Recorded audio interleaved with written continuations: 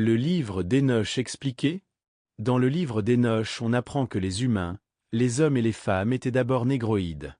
Les blancs sont apparus après sur terre. Dans les faits, on apprend que les blancs étaient des anges déchus. Tout comme on nous a décrit que Dieu, l'ancien des temps, était blanc comme de la pollen. Les indicateurs de ce constat sont les suivants. Les anges sont venus avec leur magie, leur technologie angélique et leur connaissance biblique. Les anges portent aussi des noms de blancs, comme Michael, Raphaël et Gabriel. Les hommes négroïdes ont commencé à porter ces noms après la colonisation. Comment est venue la colonisation? Le peuple négroïde a vu débarquer sur ces terres des anges blancs. Nous les considérions comme des anges précisément parce qu'ils étaient blancs. Pour les négroïdes, le blanc était lumineux et apportait avec lui toutes les couleurs. Des yeux bleus, des cheveux blonds et roux, châtains, des yeux verts et de toutes les couleurs.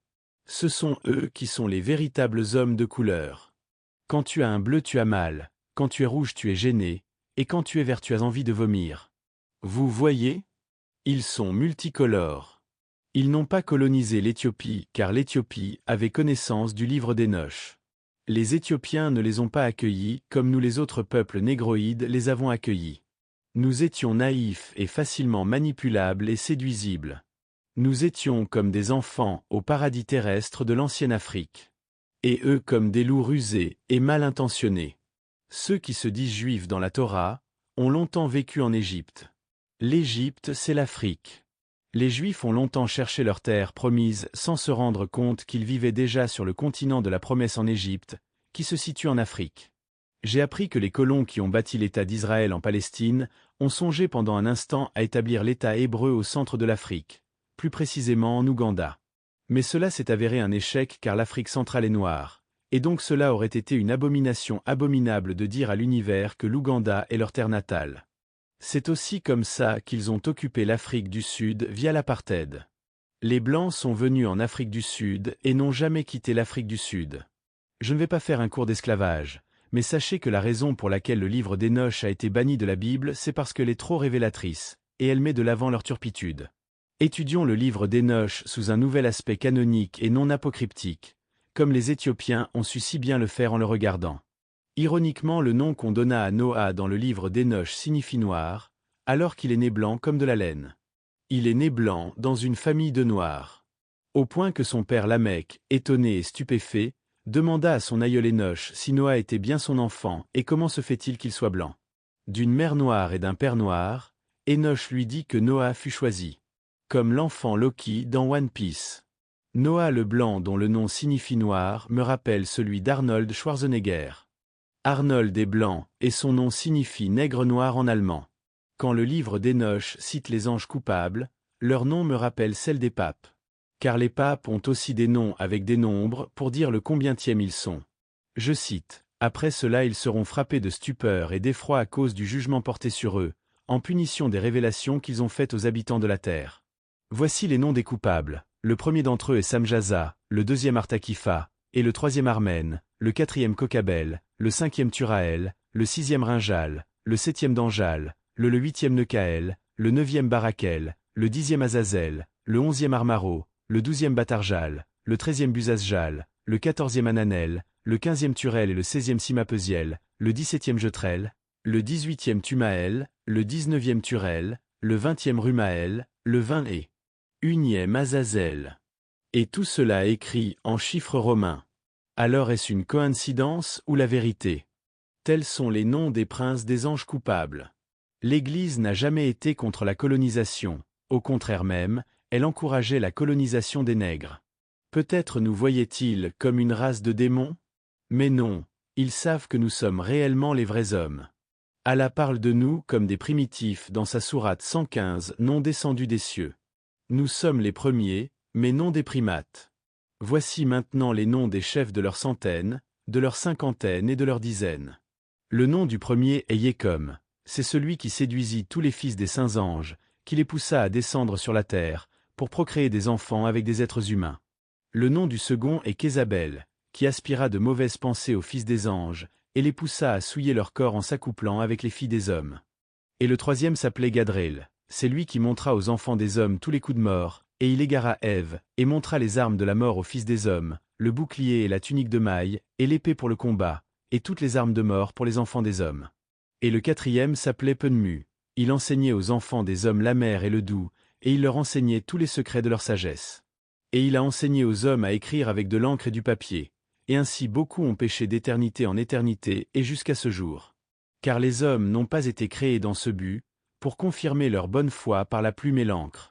Car les hommes ont été créés exactement comme les anges, dans le but qu'ils restent purs et justes, et la mort, qui détruit tout, n'aurait pas pu s'emparer d'eux, mais c'est à cause de cela que leur connaissance périt, et c'est à cause de cela que le pouvoir les consomme.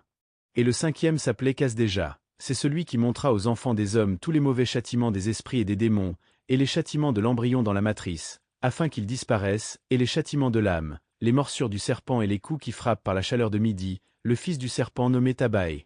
Lorsque le livre d'Énoch parle des enfants des hommes, sachez que les hommes en question sont le peuple négroïde et leurs descendants qui peuvent être des Sémites. Quand les enfants des hommes se furent multipliés dans ces jours, il arriva que des filles leur naquirent élégantes et belles. Et lorsque les anges, les enfants des cieux les eurent vues, ils en devinrent amoureux, et ils se dirent les uns aux autres, choisissons-nous des femmes de la race des hommes, et ayons des enfants avec elles. Sachez que les anges peuvent avoir des apparences humaines, mais cela ne fait pas d'eux des hommes. Lorsque le livre d'Énoch parle des pouvoirs militaires des anges, sachez que c'est cette connaissance et supériorité des anges qui leur a permis de nous assouvir. Azazel enseigna aux hommes à fabriquer des épées, et des couteaux, et des boucliers, et des cuirasses, et leur fit connaître les métaux de la terre et l'art de les travailler, et les bracelets, et les ornements, et l'usage de l'antimoine, et l'embellissement des paupières, et toutes sortes de pierres précieuses, et toute teinture colorante. Semjaza enseignait les enchantements et les boutures de racines, Armaro la résolution des enchantements, Barakijal enseignait l'astrologie, Kokabel les constellations, Ézéchiel la connaissance des nuages, Arakiel les signes de la terre, Shamsiel les signes du soleil, et Sariel le cours de la lune. Et tandis que les hommes périssaient, ils criaient, et leurs cris montaient jusqu'au ciel. Voilà les origines de la superpuissance occidentale, et de leur ascendance sur l'Afrique. Quant aux Chinois, j'ai une théorie qui dit qu'ils sont issus d'une mutation d'anges et de reptiles. Ils se disent eux-mêmes peuple du dragon. Sur Terre, le seul dragon qui existe, c'est le Komodo dragon. Donc il serait une mutation entre ange et Komodo dragon? Les Indiens de l'Inde pourraient être des djinns, au vu des divinités magiques qu'ils vénèrent. Dans tous les cas, la peau blanche est une peau d'ange, et nous savons qu'il existe plusieurs catégories d'anges. Allant de séraphins, à chérubins, au trône, puis aux dominations, aux vertus et aux puissances, puis pour finir avec les archanges et aux anges tout court. De même que le soleil et la lune passent par 12 portails aux 4 coins du ciel, les portails du paradis sont quelque part sur la terre. Alors s'adressant à moi, l'Éternel me parla ainsi. Écoute, écoute sans crainte, ô juste Énoch, ô scribe de justice, approche, et écoute ma voix. Va, dis aux vigilants du ciel qui t'ont envoyé pour me prier pour eux. Vous deviez prier pour les hommes et non pas les hommes pour vous. Pourquoi avez-vous abandonné les saintes hauteurs du ciel, votre demeure éternelle pour aller vous souiller avec des femmes? Pourquoi vous êtes-vous épris des filles des hommes et en avez-vous fait vos épouses? Avez-vous pratiqué avec elles les œuvres des enfants de la terre, et donné naissance à une race impie? Vous qui étiez des esprits célestes, en possession de la sainteté, de la vie éternelle, vous vous êtes souillés avec des femmes. Vous avez travaillé aux œuvres de la chair, vous avez engendré dans le sang, vous avez agi comme ceux qui ne sont que de sang et de chair. Eux, ils ont été créés pour mourir. Voilà pourquoi je leur ai donné des femmes, afin qu'ils cohabitent avec elles, qu'ils engendrent des enfants qui perpétuent leur race sur la terre. Mais vous, vous avez été créés de pur esprit dès le commencement, vous possédiez une vie éternelle et vous n'étiez point sujet à la mort. Aussi ne vous avais-je pas donné de femmes, parce que, esprit pur, vous deviez vivre dans le ciel. En gros, les anges devaient servir les hommes, les anges déchus devaient prier pour les hommes et non l'inverse. Malencontreusement, c'est le nègre qui fut asservi, et non le blanc. Après cela, mon esprit se cacha, s'envola dans les cieux. J'aperçus les fils des saints anges marchant sur un ardent, leurs vêtements étaient blancs et leurs visages transparents comme le cristal. Je vis 2 rivières d'un feu brillant comme l'hyacinthe. Alors je me prosternai devant le Seigneur des esprits. Et Michel, un des archanges, me prit par la main, me releva, et me conduisit dans le sanctuaire mystérieux de la clémence et de la justice. Il me montra toutes les choses cachées des limites du ciel, les réceptacles des étoiles, des rayons lumineux, qui vont éclairer les visages des saints. Et il cacha l'esprit d'Énoch dans le ciel des cieux. Là, j'aperçus au milieu de la lumière un édifice bâti avec des pierres de cristal. Et au milieu de ces pierres, des langues d'un feu vivant. Mon esprit vit un cercle, qui entourait l'habitation enflammée des quatre côtés, et des fleuves de feu qui l'environnaient. Les séraphins, les chérubins et les ophanimes se tenaient debout tout autour.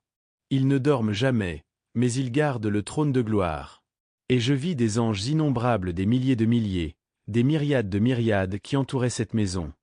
Et Michel, et Raphaël, et Gabriel, et Phanuel, et les saints anges qui sont au-dessus des cieux, entrent et sortent de cette maison. Et ils sortirent de cette maison, ainsi que Michel et Gabriel, Raphaël et Phanuel, et de nombreux saints anges sans nombre. Et avec eux l'Ancien des jours, avec sa tête blanche et pure comme de la laine, et son vêtement indescriptible. Et je tombai sur ma face, et tout mon corps se détendit, et mon esprit fut transfiguré, et j'ai pleuré d'une voix forte, avec l'esprit de puissance, et béni, glorifié et exalté. Et ces bénédictions qui sortaient de ma bouche étaient très agréables à l'Ancien des jours. Et Dieu est venu avec Michel et Gabriel, Raphaël et Phanuel, des milliers et des dizaines de milliers d'anges sans nombre. Énoch demanda à l'un des anges concernant le Fils de l'homme qu'il était. Et l'ange vint vers lui et le salua de sa voix, et lui dit, « Tu es le Fils de l'homme qui est né pour la justice, et la justice demeure sur toi, et la justice de Dieu ne t'abandonnera pas. Quand vous mourrez, les pécheurs diront de vous, les justes meurent donc comme nous. Quels fruits ont-ils retirés de leurs œuvres? Voici qu'ils quittent la vie de la même manière que nous, dans le trouble et dans l'anxiété. En quoi donc sont-ils mieux traités que nous? Nous sommes donc égaux? Que auront-ils? Que verront-ils de plus que nous? Voici, ils sont morts, et jamais ils ne reverront la lumière. Mais moi, je vous le dis, ô pécheurs, vous vous êtes rassasiés de chair et de boisson, dépouilles de vos frères, rapines, péchés de toutes espèces, rien ne vous a coûté pour acquérir des richesses. Vos jours ont été des jours de joie et de félicité. Mais n'avez-vous pas vu la fin des justes, comme elle est accompagnée de paix et de calme? C'est qu'ils n'ont point connu l'iniquité jusqu'au jour de leur mort. Ils sont morts, et ils sont comme s'ils n'avaient jamais été, et leurs âmes sont descendues à la demeure de la mort.